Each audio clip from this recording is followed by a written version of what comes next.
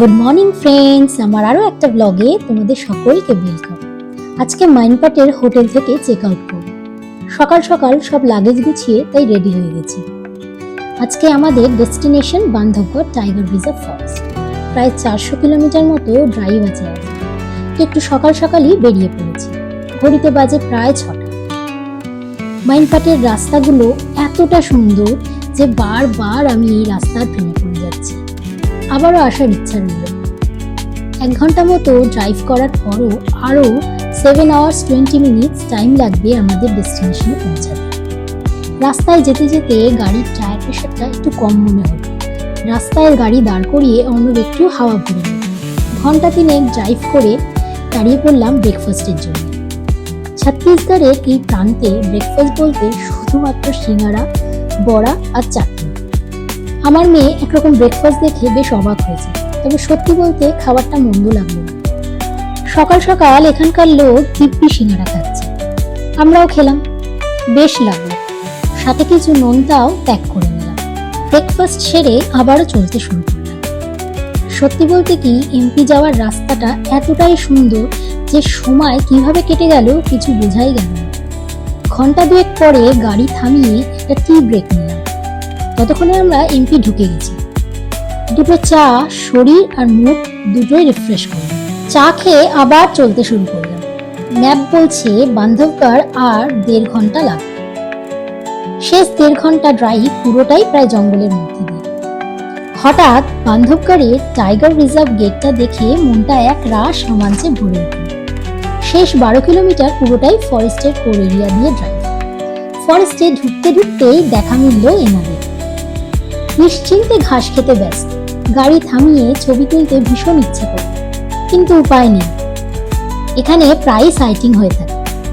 বাঘ এই রাস্তা পেরিয়ে জঙ্গলের এদিক থেকে ওদিকে যায়। খিতৌলি গেট পেরিয়ে এগিয়ে গেলাম। দেখা মিলল আরো বেশ কিছু হরিণ। আমাদের রিসর্টটা বিখ্যাত টালা গেটের জঙ্গল সংলগ্ন কোর এরিয়াতে। আমাদের বান্ধবগড়ে 3 রাতের থাকার আস্তানা এমপি ট্যুরিজমের দি হোয়াইট টাইগার ফরেস্ট লজ।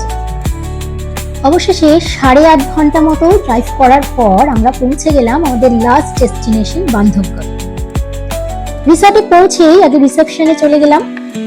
আমাদের অনলাইন বুকিং ছিল, অর্ণব তাই চেকিংটা করে নিল। রিসর্টে ঢুকেই একটা অদ্ভুত ফিলিংস হচ্ছিল। জঙ্গলের নিস্তব্ধতা চারিদিকে। রিসর্টটা ছিল অনেক বড় আর চারিদিকে অসংখ্য গাছ, আর তাতে নানান রকমের পাখি আর বানর। তার মাঝখান দিয়েই আমরা চললাম আমাদের রুমের দিকে।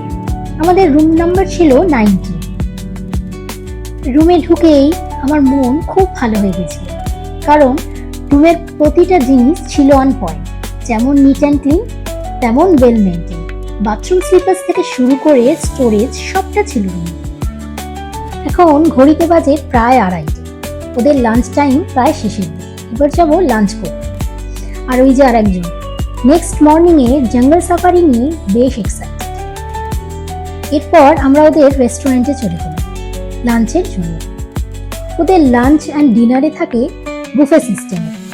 স্টার্টার থেকে শুরু করে ডেজার্ট পর্যন্ত প্রায় 9 থেকে 10 রকমের আইটেম থাকে তাতে। ভেজ, নন ভেজ সবটা অ্যাভেলেবেল। আজ লাঞ্চ করতে বেশ অনেকটা লেট হয়ে গেছে, তাই লাঞ্চে অনলি নিয়েছিলাম একটু রাইস, চিকেন আর একটু স্যালাড। এই দিয়েই আমরা 3 জনে আমাদের লাঞ্চ সেরে নিলাম। লাঞ্চ সেরে একটু রেস্ট নিয়ে ইভিনিং এ একটু রিসর্টটা ঘুরে দেখছিলাম। রিসর্টটার মধ্যে অনেক রকম অ্যামিনিটিস আছে। আছে বড় একটা জিম, বিলিয়ার্ড বোর্ড, স্পা। ওই যে আরেকজন একাই ক্যারাম খেলছে। এমপিটিতে সন্ধ্যা 6টা থেকে 7টা ওরা একটা দুর্দান্ত হাইটি অ্যারেঞ্জ করে আমাদের বোর্ডারদের জন্য। তাতে 3 থেকে 4 রকমের টি, কফি, সাথে থাকে স্ন্যাক্স। এই স্ন্যাক্স আর চা খেতে খেতে বান্ধবগড়ের অসামান্য সব ডকুমেন্টারি দেখার মজাটাই ছিল আলাদা। এরপরে চলে গেলাম ওদের একটা সুভেনির শপে। চললো টুকিটাকি কেনাকাটার পর্ব। তারপর ঠিক রাত 8টায় ডিনারে চলে এলাম। রাতে তাড়াতাড়ি শুতে হবে, কারণ কাল সকাল 6টায় মর্নিং সাফারি আছে, মানে প্রায় 4:30টাতে উঠতে হবে। রাতের ডিনারে ছিল বাটার নান আর চিকেন। আর অর্ণব নিয়েছিল একটা স্যুপ আর ছিল স্যালাড। ডিনার কমপ্লিট করে রাতের জঙ্গলের বিশুদ্ধতায় গা ভিজিয়ে ফিরে যাচ্ছি রুমে। এবার ঘুম। জানি না কাল সাফারিতে তেনার দেখা পাবো কিনা, তোমাদের জানাবো নেক্সট ব্লগে। তোমরা ভালো থেকো, সুস্থ থেকো, দেখা হচ্ছে নেক্সট ভিডিওয়।